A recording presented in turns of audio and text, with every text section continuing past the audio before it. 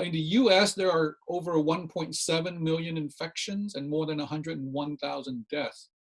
To put this in perspective, in 3 months, COVID-19 has killed more Americans than in any wars except World War I, II, and the Civil War. The CDC is actually reporting a forecast that we will have about 115,000 deaths by June 20th, which is approximately the number of Americans who died in World War I.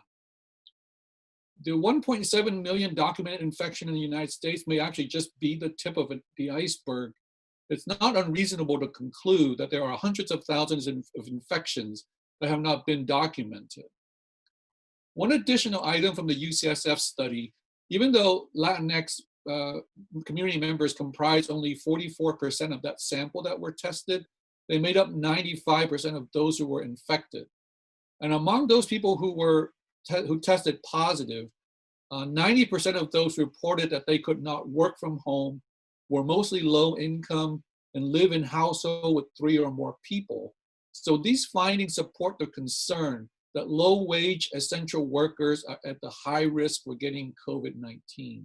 Our federal and some state governments are making decisions not always using the data, but also they are changing the data to make them fit their decisions.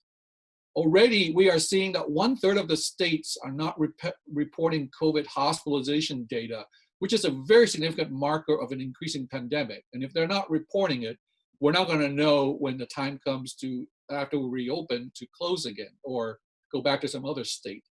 The governor of Iowa has stated that the government will not report pandemic data from meat packing plants on their data website. The District of Columbia does not meet its own criteria of having 2 weeks of decreasing number of infections before reopening.